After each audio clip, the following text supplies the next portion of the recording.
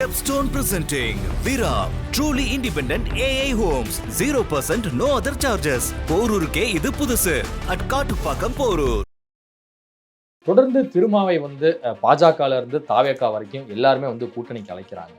ஏன் விசிகாவை இவங்க தொடர்ந்து அழைக்கிறாங்க? இதற்கு என்னதான் காரணம்? இன்றைக்கும் மக்கள் நல கூட்டணி தலைவர்கள் நெருக்கமாக தான் இருக்காங்க. நாளைக்கே திருமாவளவன் ஏதாவது இது பண்ணால் அவர் அப்படியே பிச்சுக்கிட்டு விஜய்கிட்டே யாருக்கிட்டே போனார்னா திமுக கூட்டணி காலி தானே. இன்னொரு ஆதரவு தோக்கிற கட்சியை பற்றிலாம் நான் பேச விரும்புகிறேன். அந்த மாதிரி தோக்கிற கட்சி ஆகிடும். இவர் இங்கே இருந்துட்டு டிமாண்ட் கிரியேட் பண்ணிகிட்டு இருக்காரு. நாங்கள் போகல, இங்கே தான் இருக்கிறோன்றாரு. அவரும் என்ன பேசுறதுன்னு தெரியாமல் குழம்பிக்கிட்டு இருக்காரு. அரசியல் காங்கிரஸையும் திருமாவளவனையும் சுற்றி தான் இயங்கும். ஏங்க எவனோ ஒரு பைத்தியக்காரன் ஒரு போஸ்ட் அடித்து அவனுக்கு பேர் வாங்கணும்னு ஓட்டிட்டான். அதை எடுத்துட்டு சுற்றிட்டு இருப்பீங்க. நாளைக்கு திருச்சியில் போட்டியிடுகிறாருன்னு அங்கே ஒருத்தன் ஓட்டுவான். இதை பார்த்துட்டு ஆனால் திருச்சியில் நிற்கிறாரா, நேரு எதிர்த்து நிற்கிறாரா, நேரு தோற்று பண்ணிக்கிறாரா, இப்படியா பேசுவீங்க? உடனே காமெடி தாங்க. நடுவில் எல்லாம் கொஞ்சம் நம்பினாங்க, சரி ஏதாவது பண்ணிவிடுவாங்க அப்படி இப்படின்னு. அப்புறமா தான் தெரியுது சரக்கே இல்லை அப்படின்னு. இவருமே அவதார் 2 நடிக்கிற மாதிரி சினிமா நடிக்கிறார். நடிங்க, நடுவில் வந்துட்டு போகலாங்களா? நடுவில் அவர் எப்போ வருவான்னு தெரியாது. கேட்ட ஆலோசனை, தீவிர ஆலோசனை. என்னென்னா சின்னத்து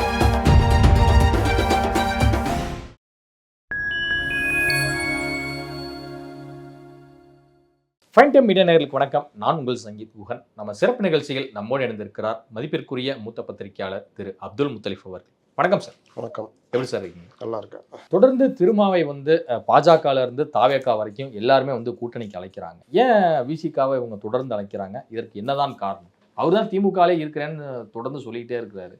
பட் இருந்தாலும் நயினார் ஒரு பக்கம் அழைக்கிறாரு, இந்த பக்கம் ஆதவ அர்ஜுனா, அப்புறம் தாவேகா சார்பில் பலர் பேசுறாங்களே, என்ன காரணம்? நயினார் எப்போ அழைச்சாரு? திமுக அணியிலிருந்து திருமாவளவன் வெளியேற வேண்டும் அப்படின்னு இருக்காரு. நேற்று இரவு திருச்சி ஏர்போர்ட்ல 2 பேருமே சும்மா வழக்கமான சந்திப்பு. அது ஒரு அரசியல் நாகரிகம். அதெல்லாம் நம்ம ஒன்றும் சொல்ல முடியாது. நம்ம ஒரு பத்திரிக்கையாளர் அதான் தூக்கி சுற்றுவோம். என்ன பேசினார்கள்? ஒன்றும் பேசியிருக்க மாட்டாங்க. என்னங்க நீங்கள் வந்திருக்கீங்க, நான் அந்த ஃபங்க்ஷன் போகிறேன், நீங்கள் நான் இந்த ஃபங்க்ஷன் போகிறேன், அவ்வளோதான்.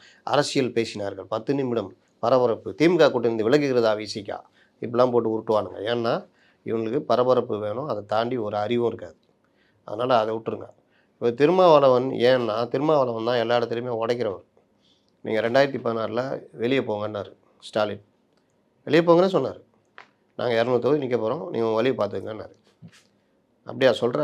நான் என்ன பண்ணுறேன் பாருன்னு ஒரு டீம் ஃபார்ம் பண்ணார், மக்கள் நல கூட்டணின்னு.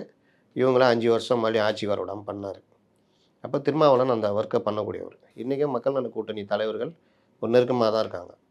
நாளைக்கே திருமாவளவன் ஏதாவது இது பண்ணால் அவர் அப்படியே பிச்சுக்கிட்டு விஜய்கிட்டே யாருக்கிட்டே போனார்னா திமுக கூட்டணி காலி தானே. தோக்கிற கூட்டணி ஆகிடும்ல. இவர் சொன்னார் ஆதவ அர்ஜுனா, தோக்கிற கட்சியை பற்றிலாம் நான் பேச விரும்பலன்னு. அந்த மாதிரி தோக்கிற கட்சி ஆகிடும். அதனால் இங்கேருந்து விலகி தோக்கிற கட்சி தாவேகாவோட போய் சேர்ந்தாங்கன்னா அது கொஞ்சம் பலமாகிடுச்சுன்னா யார் கலையாக பிடிச்சி இழுத்து விடும். திமுக கண்டமாகிடும். லாஸ்ட்டில் யார் ஜெயிப்பா? நமக்கு இது என்டிஏ ஜெயிக்கிற மாதிரி போயிடும். அதனால தான் பலரும் கூட்டணி கூப்பிட்டுட்டு இருக்காங்க, இது பண்ணுறாங்க. இவர் இங்கே இருந்துட்டு டிமாண்ட் கிரியேட் பண்ணிகிட்ருக்காரு. நாங்கள் போகல, இங்கே தான் இருக்கிறோன்றாரு. அவருக்கு கதவை சாத்திட்டேன், இவருக்கு கதவை சாத்திட்டேன்றாரு. அவரும் என்ன பேசுறதுன்னு தெரியாமல் குழம்பிக்கிட்டு இருக்காரு. அதுதான் பிரச்சனை. அதனால் திருமாவளவன் அரசியலில் நான் பல தடவை போன வருஷம்லாம் சொல்லியிருந்தேன், அரசியல் காங்கிரஸையும் திருமாவளவனையும் சுற்றி தான் இயங்கும் தேர்தல் அரசியல். இந்த தடவை கூட அப்படி நடக்க வாய்ப்பு இருக்குது. தாவேகாவை வாய்ந்த ஒரு ஃபேக்டரில் காங்கிரஸும் விசிகவும் இருக்கா. தாவேகாவை சுற்றி இயங்கும்னு நினச்சோம். ஆனால் அவங்க கதவை பூட்டிக்கிட்டு அவங்களுக்குள்ளேயே சுற்றின்னு இருக்கிறாங்க. உள்ளுக்குள்ளேயே இந்த கைப்பிடிச்சி சுற்றின்னு இருப்பாங்க. சின்ன பசங்க விளையாடுமே, அந்த மாதிரி உள்ளே விளையாடிட்டு இருக்கிறாங்க. இல்லை, பூத் கமிட்டி மாநாடு போடுறாங்க, அடுத்து வேலூரில் நடத்த போகிறாங்க. ஆமாம், போடுறாங்க. அது ஒரு பயங்கர வீழ்ச்சியாக இருக்குது. அது ஒரு பயங்கர வீழ்ச்சி ஏற்படுத்தும். அது ஒரு அரசியல் மாற்றத்தை கொண்டு வரும். காமெடிங்க, குழந்தைத்தனமான சின்ன பிள்ளைத்தனமான இது. ஒரு கட்சி தொடங்கினா 10 மாநாடு போட்டிங்களா, 10 பொதுக்கூட்டம் போட்டிங்களா, பேசுனீங்களா, ஒரு பரபரப்பு ஏற்படுத்தினா, மக்கள்கிட்ட சில விஷயங்களை கொண்டு போனால் பூத்து கமிட்டி போடுறாங்களாம். பூத்து கமிட்டி அவங்கவுங்க சாதாரணமாக பண்ணிக்கிட்டு இருக்கிறத இவங்க வச்சுக்கிட்டு, அதுவும் ஒரு பூத் கமிட்டிக்கும் அடுத்த பூத் கமிட்டிக்கும் இடையே நீண்ட இடைவெளி. கேட்டால் மதுரையில் போடுறேன், அங்கே போடுறேன், இங்கே போடுறேன். ஒருத்தர் போஸ்டர் விட்டாராம். அந்த போஸ்ட்டை தூக்கிக்கிட்டு அது ஒரு விவாத பொருளாக மாற்றிக்கிட்டு நிற்பாரா, உட்காருவாரா, ஜெயிப்பாரா அப்படின்னு காமெடியான விஷயங்கள் இதெல்லாம். நீங்கள் அப்படி ஆகிடுச்சு ஜேர்னலிசம். சரக்கே இல்லை, வேறு எதுவும் இல்லை. அதனால் இதை சுற்றி ஓடுற நிலமை ஆகிடுச்சு. இல்ல, மதுரையில் போட்டியிடுகிறாரா எம்ஜிஆரை போல் விஜய் அப்படிங்கிறாவே எடுக்கிறாங்க. அப்போ அது ஒரு முக்கியத்துவம் வாய்ந்ததா தானே. ஏங்க எவனோ ஒரு பைத்தியக்காரன் ஒரு போஸ்ட் அடித்து அவனுக்கு பேர் வாங்கணும்னு ஓட்டிட்டான். அதை எடுத்துகிட்டு சுற்றிட்டு இருப்பீங்க. நாளைக்கு திருச்சியில் போட்டியிடுகிறாருன்னு அங்கே ஒருத்தன் ஓட்டுவான் இதை பார்த்துட்டு. உடனே திருச்சியில் நிற்கிறாரா, நேருவை எதிர்த்து நிற்கிறாரா, நேரு தோற்கப்படுகிறாரா, இப்படியா பேசுவீங்க? சென்னையில் சேப்பாக்கத்தில் நிற்கிறாருன்னு ஒருத்தன். இப்போ பாருங்கள், ஆரம்பிச்சிடும் அதெல்லாம். வெற்றி பெறுவான். அப்போ உதயநிதிக்கும் விஜய்க்கும் இடையே போட்டியா, சேப்பாக்கத்தில் போட்டிட்டு இப்படியே ஊட்டிகிட்டு இருப்பாங்க. என்னைக்குமே தலைவர்களை எடுத்து இன்னொரு தலைவர்களுக்கு போட்டியே மாட்டாங்க. அதே எப்படி போட்டி? தமிழ்நாட்டு அரசியல். பைத்தியமா என்ன? அதனால் அதெல்லாம் நடக்காது. விஜய் எங்கே போட்டிடுற, தமிழ்நாட்டுக்குள்ளே எங்கேயாவது ஒரு இடத்துல போட்டிட்டு தானே ஆகணும். 230 ஏதாவது ஒரு தொகுதி நின்று தான். அப்புறம் கமல்ஹாசன் மாதிரி ஆகாமல் இருந்தால் சரி. முன்முனை போட்டியில் வீழ்த்தப்பட்டார் அல்லவா. இத்தனைக்கும் மக்கள் நீதி மையத்துக்கு பவராக இருந்த இது அது. தாவேகா தொடங்கிய புதிதாக இருக்கட்டும், மாநாடு நடந்த பிறகா இருக்கட்டும், நிறைய விஷயங்கள் வந்து பார்த்தீங்கன்னா அந்த கட்சியில் ஒரு நல்ல மூமெண்ட்டாக இருக்குது. இளைஞர்களை கவரக்கூடிய சக்தியாக வந்து விஜய் இருக்கிறார் அப்படின்னு சொல்லி பேசி வந்தீங்க. சரி, தற்போது இந்த திடீர் விமர்சனம் என்ன திடீர் விமர்சனம்? இல்லை அந்த கட்சிக்குள்ளே எல்லாமே காமெடியாக செயல்படுறாங்க அப்படிங்கிறது. தொடர்ந்து வந்து காமெடி தாங்க. நடுவில் எல்லாம் கொஞ்சம் நம்பினாங்க, சரி ஏதாவது பண்ணிவிடுவாங்க அப்படி இப்படின்னு. அப்புறமா தான் தெரியுது சரக்கே இல்லை அப்படின்னு. சரக்கே கிடையாது. முதல்ல நல்லா பெருசாக பார்க்கும்பொழுது விஜய் இந்த விக்கிரவாண்டி மன்னெல்லாம் பேசும்பொழுதுலாம் வேறு லெவலில் இருக்கும்னு. அதுக்கு அடுத்து ஒரு கட்சி அரசியல் கட்சியாக எப்படி இயங்கும்னு பார்த்தா ஒன்றுமே இல்லை. கூட இருந்த ஆலோசகர்கள் எல்லாரையும் அவமானப்படுத்தி, எல்லாரையும் வெளியேற்றி, மற்ற கட்சிகள்லேருந்து வர்றவங்களை யாரையுமே உள்ளே சேர்க்காம நாங்கள் மட்டுமே இருப்போம் பண்ணது. சரி, உள்ளே இருக்கிறவங்களையாவது கொஞ்சம் பேர் பேசியிருந்தாங்க, அவங்களையும் பேசக்கூடாதுன்னு சொல்லி இப்படியே தன்னை சுற்றி மட்டுமே இருக்கணும்னு அந்த புஷி ஆனந்தம், ஜான் ஆரோக்கியசாமியை நினச்சது விளைவு இன்றைக்கி கட்சி அவங்க 2 பேரை சுற்றி மட்டும்தான் இருக்குது. அதை தாண்டி ஒன்றுமே கிடையாது. அவர் என்னமோ பெரிய அவதார படம் நடிப்பாங்க மாதிரி 10 வருஷமாக எடுத்தார் இந்த இவர் ஜேம்ஸ் கமீரியன். அந்த மாதிரி என்னமோ நடிக்கிற மாதிரி அவர் அந்த ஜனநாயகன் நடிச்சிட்டு இருக்காரு. ஆனால் நான் தன்னை எம்ஜிஆர்னு சொல்லிக்கிறது. எம்ஜிஆர் 72 கட்சி ஆரம்பித்தார், 77 ஆட்சி பிடிச்சார். ஆமாம், 5 வருஷம். அது வரைக்கும் ஒரு 8-10 படம் நடித்தார். டைரக்ஷன் பண்ணார். இடையில ஒரு படத்தை டைரக்ஷனும் பண்ணார். மதுரை மீடி சுந்தரம் பாருங்க, தானே தயாரித்து தானே டைரக்ஷனும் பண்ணார். அது சரித்திர படம் வேறு. அது அப்படிப்பட்ட எம்ஜிஆர். இது நீ நடுவில் இவங்கள மாதிரிலாம் இல்லை. ஊர் ஊராக போய் கூட்டம் போட்டுருந்தார். ஷூட்டிங் வேலை, கட்சி பணி, மக்களை சந்தி ஊர் ஊரா. அப்போலாம் இந்த மாதிரியா கேரவனா, சாதாரண வண்டியில், சாதாரண வண்டி தான் போயிட்டு. அப்போல்லாம் வந்து டைம் கிடையாது. நைட்டு 2 மணி 3 மணி கூட ஊர் ஊராக போய் பேசிட்டு வருவார். அன்டைம் விடிய விடிய கூட பேசலாம். அப்படி இருந்த எம்ஜிஆர் கட்சிக்காரர்களை சந்திப்பார், கட்சி தலைவரோட வாதிப்பார், தினம் தினம் அரசியல் பேசுவார். என்னமோ இவர் அதிமுகவுக்கு இன்னும் ஓட் பேங்க் அந்த ஸ்ட்ராங்காகவே இருக்கு. ஆமாம், இவர் இன்னும் அவதார் 2 நடிக்கிற மாதிரி. கேட்டால் சினிமா நடிக்கிறார். நடிங்க, நடுவில் வந்துட்டு போகலாம்ல. நடுவில் அவர் எப்போ வருவார்னு தெரியாது. கேட்டால் ஆலோசனை, தீவிர ஆலோசனையாக. என்னென்னா சின்னத்துக்காக. சின்னம் நானே சொல்கிறேன், பூட்டு சின்னம் வச்சுக்கிங்க. பனையூரில் பூட்டி வச்சுக்கிற மாதிரி பூட்டு சின்னம் வச்சுக்கிங்க. இல்லை சேர் சின்னம் வச்சுட்டா இன்னும் நல்லாயிருக்கும். புஷியானந்த அடிக்கடி சேரை எடுக்கிறேன்றால, அதனால் அவர் வாயில் அவர் மனசில் இருக்கிற மாதிரி சின்னம், சேர் சின்னம் வச்சுக்கலாம். இந்த மாதிரி பல சின்னங்கள் கேட்கலாம். இவங்க அந்த கட்சி நடைமுறை இருக்குல்ல, அதெல்லாம் வேறு லெவலில் இருக்குது. என்றைக்கு எப்படி ஆகும்னு சொல்ல முடியாது. கிராமப்புறங்களில் வந்து சொத்து வரி, வீட்டு வரியெல்லாம் வந்து உயர்த்தியிருப்பது கடும் கண்டனத்துக்குரியது அப்படின்னு சொல்லியிருக்கிறாரு எதிர்க்கட்சி தலைவர் எடப்பாடி பழனிசாமி அவர்கள். ஏற்கனவே மாநகராட்சி, நகராட்சி பகுதிகளெல்லாம் வந்து சொத்து வரி உயர்வை கண்டித்து பல்வேறு போராட்டங்கள் நடைபெற்றன. அங்கங்கே மக்களுடைய கொந்தளிப்பையும் பார்க்க முடிந்தது. ஏன் இப்போ ரூரல் ஏரியாவிலையும் வந்து சொத்து வரி, வீட்டு வரி உயர்வு? பணம் இல்லை, பணம் வேணும், மக்கள்கிட்ட போட்டு பிடுங்கு, கொடுங்கோலாட்சின்னு சொல்லுவாங்கள்ல, அதெல்லாம் அப்படி தான். நீங்கள் வந்து எதை பற்றியும் கவலைப்பட மாட்டாங்க. அவங்களுக்கு தேவை பணம், வரி போட்டு பிடுங்குவாங்க. என்ன விஷயம்னா, இந்த வேலையெல்லாம் பண்ணிக்கிட்டே இன்னொரு பக்கம் இந்த ஆட்சி சிறந்த ஆட்சின்னு இதே பணத்தை வச்சுக்கிட்டு தனியாக பிரச்சாரத்தை கொண்டு போகிறாங்க. ஜனங்களும் 1000 பிரச்சனைகளை உழண்டுக்கிட்டே அவன் மோசம், ஏடை மோசம், பாஜக மோசம், வஞ்சிக்குது பாஜகன்னு சொல்லிக்கிட்டு இவங்களுக்கு ஓட்டு போட்டுட்ருக்குறாங்க. இந்த பிரச்சாரத்தில் மயங்குறாங்க. இஸ்லாமிய மக்கள்கிட்ட அந்த வக்போர்டு சட்டம் அது இது நாங்கள் தான் அப்படின்ட்டு. இல்லை, தாவேகா கூட வக்பு திருத்த மசோதா கருத்தரங்கம் வந்து நடத்த இருக்காங்க 26ஆம் தேதி சென்னையில். என்ன அழகாக பேசுகிறாங்கன்னு பார்ப்போம் அன்றைக்கி. அப்போது தாவேகா வந்து ஒரு பக்கம் வக்போர்டு மசோதாக்காக நாங்கள் தான் கழட்டிட்டோம் மாட்டிட்டோன்னு பேசியிருந்தாலும், தாவேகாவும் சேர்த்து பிஜேபிகிட்ட சேர்க்குற மாதிரி பிரச்சாரமும் போகுது. அதையும் இஸ்லாமிய மக்கள் நம்புகிறாங்க. இவங்க வந்து அவங்க கூட போகிறான், பிஜேபி கூட போகிறான்ற மாதிரி கொண்டு போகிறாங்க.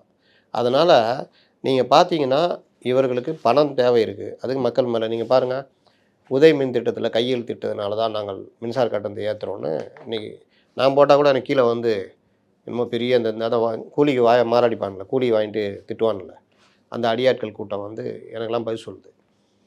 உதய் மின் திட்டத்தில் கையெழுத்து போட்ட அதிமுக ஒரு தடவை கூட மின் கட்டணத்தை உயர்த்தலை. ஆனால் அதை சொல்லிக்கிட்டு 3 தடவை உயர்த்திட்டாங்க இவங்க மின் கட்டணத்தை. இப்போ 4ஆவது தடவை உயர்த்த போகிறாங்க. வீட்டு வரி, சொத்து வரி நகராட்சிகளில், மாநகராட்சிகள்லாம் ஏற்றிட்டாங்க. வருஷத்துக்கு 6% ஏற்றுவோனும் கொண்டு வந்துட்டாங்க. இப்போ கிராமங்களில் சின்ன சின்ன குடிசை வீடு, இந்த ஷீட்டு போட்ட வீடு, இதுக்கெல்லாம் இப்போ ஓட்டு வரி வீடு, போட்டு காலி. இதை தான் இப்போ கண்டிக்கிறாங்க. பால் விலை உயர்வு, பஸ்ஸு கட்டணத்தில் மட்டும் இன்னும் கை வைக்கல. மற்றபடி அவர்கள் பார்த்தீங்கன்னா எல்லா இதுலேயும் அடிப்படை விலைவாசி இருக்குல்ல, அது கூட கட்டுப்படுத்தலை. எனக்கு என்னென்ன விலை உயர்வு இதெல்லாம் போயிட்டுருக்குது. என்ன பெருசாக அந்த விளம்பரம், திராவிட மாடல் ஆட்சி அதுன்னு. ஜனங்க கடுமையான கோபத்தில் இருக்காங்க, சாதாரண கோபத்தில் இல்லை. நீங்கள் இயற்கை வளத்தை சுரண்டுறதுலேருந்து இல்ல மக்கள் நலத்திட்டங்களை வந்து அதிக அளவில் செயல்படுத்தணும் அப்படின்னா மக்களிடமிருந்து வரி வருவாய் வந்து அரசுக்கு நீங்கள் தேவையான ஏதாவது சொல்லுங்கள், மக்கள் நலத்திட்டம் சொல்லுங்கள், என்ன செயல்படுத்துகிறாங்க சொல்லுங்கள். இலவச லேப்டாப் கொடுத்தாங்களா? மாதந்தோறும் மின் கட்டணம் பண்ணாங்களா? பால் விலை வந்தோன்னே கையெழுத்தில் குறைச்சாரு, அதுக்கப்புறம் ஏறிக்கிட்டே போகுது. இன்னை வரைக்கும் அதை தான் பண்ணாங்களா? மின் கட்டண உயர்வில் ஏதாவது முடிவெடுத்திருக்காங்களா? ஆண்டுதோறும் இத்தனை 1000 பஸ்ஸுன்னு இறக்கணும், அதெல்லாம் இறக்குனாங்களா? வீட்டு வரி, சொத்து வரி, இது எல்லாத்தையும் ஏற்றிட்டு தான் போயிட்டுருக்காங்க. சாலை வசதிகள் மேம்பட்டிருக்கா? சென்னையில் 4000 கோடி ஒதுக்குனாங்க. அந்த 4000 கோடி ஒதுக்குனதில் என்னென்ன வசதிகள் செய்யப்பட்டிருக்குதா வெள்ளை அறிக்கை கொடுத்தாங்களா? இல்லை சென்னை வெள்ளை அறிக்கை கொடுக்காம நம்மளே இல்லைப்பா இவன் இஷ்டத்துக்கு போய் சொல்கிறானுங்க, சென்னை பாரு எவ்வளோ அழகாக இருக்குது, சாலைகள் எல்லாமே மழைநீர் வடிகால் பாருன்னு சொல்லு அப்படின்ற மாதிரி ஏதாவது இருக்கா? சொல்லுங்கள். ஏதாவது மக்கள் நலத்திட்டம் இருக்கா? உங்களாலேயே சொல்ல முடியல. அப்படி இருக்கும் பொழுது மக்கள் நலத்திட்டங்களுக்காக வரி பண்ணோன்னா, வரி வசூல்ன்றது நடந்துக்கிட்டு இருக்கோம், வரி வருவாய் வந்துக்கிட்டு தான் இருக்கும். நீங்கள் பத்திரப்பதிவில் எனக்கு என்னன்னு ஏற்றுறது, லேண்டுடைய மதிப்பை ஏற்றி அதுக்கு பத்திரத்தாள், இந்த முத்திரைத்தாள் கட்டணத்தை, இப்போ 1 லட்ச ரூபா இடத்த 10 லட்ச ரூபா நீங்கள் கிரவுண்ட் வேலை ஏற்றி விட்டீங்க வச்சுக்கிங்க, அதுக்கான முத்திரைத்தாள் வேலை என்ன ஆகும்? அதுவும் ஏறிடும். அப்போ ரெஜிஸ்ட்ரேஷன் பண்ணும்போது இது ஆகும். ஆனால் எல்லாருக்கும் தெரியும் அது 1 லட்சம் 1.5 லட்சம் தான் போகும் அந்த இடம்னு. இந்த மாதிரி பல விஷயங்களில் வந்து நீங்கள் வாட்டில் எனக்கு என்னன்னு முடிவெடுத்து இன்றைக்கி எல்லாமே தலைகீழ. சார் 4 லட்சம் கோடி ரூபா கடன் வாங்கியிருக்கீங்க. தமிழ்நாடு தான் இந்தியாவிலேயே முதல் மாநிலம் கடன் வாங்குறதில்ல. அதில் என்னென்ன பண்ணீங்க, ஏது பண்ணீங்க, எதாவது இருக்கா? அரசியல் பொருளாதார நிபுணர்களை கூட்டு வந்து ஆலோசனை கேட்டு பண்ண ஒரே மாநிலம் இதுதான், ஒரே அரசியல் கட்சியும் இதுதான் இந்தியாவிலேயே. தமிழ்நாட்டில் இதுவரை இல்லாத அளவுக்கு. அப்படின்னா எங்கே போயிருக்கணும், எங்கே போனீங்க? ஏதாவது புதுசாக கம்பெனிகள் உள்ளே வந்திருக்கா? சும்மா சீனை போடுறாங்க. இன்னும் 2-3 கம்பெனி வெளியே தான் போச்சு. வருஷத்துக்கு இத்தனை லட்சம் பேருக்கு வேலைன்னு சொல்லிட்டு சொன்னீங்க, ஏதாவது வேலை வாய்ப்பு கொடுத்துருக்கீங்களா? டிஎன்பிசியிலாவது எடுக்கிறீங்களா? டிஎன்பிசி தேர்வு நடத்தி அந்த முடிவை வெளியிடுறதுக்கு 2 வருஷம் 3 வருஷம் ஆகும். எல்லாத்துலேயும் இவர்கள் வந்து இதை மறைக்கிறதுக்கு தான் முதல்வரை வந்து அந்த ஜெயிலர் கண்ணாடி போட்டுக்கின்னு அங்கே போயிட்டு இங்கே வந்துக்கிட்டு இந்த அப்படிலாம் போகிறது. மற்றபடி எந்த இதுவும் முன்னேற்றமும் இல்லை. படித்து விட்டு வேலை இல்லாமல் இருக்கக்கூடிய இளைஞர்கள் வந்து கறவை மாடுகள் வாங்கி பால் வியாபாரம் இது மாதிரி செய்யலாம் அப்படிங்கிறது வந்து ஒரு அறிவுரை வழங்கியிருக்கிறார் புதுச்சேரி முதலமைச்சர் ரங்கசாமி அவர்கள். ஒரு சிஎம் பேசியிருக்கிறத எப்படி பார்க்கணும்னு நினைக்கிறீங்க? தமிழ்நாட்டில் பால்வளத்துறை பால் உற்பத்தியை பெருக்கிறதுக்கு அந்த இலவச கறவை மாடுகள் குடும்பங்களுக்கு கொடுத்தாங்க ஜெயலலிதா. அது மூலிமா பால் உற்பத்தி பெருகுச்சு.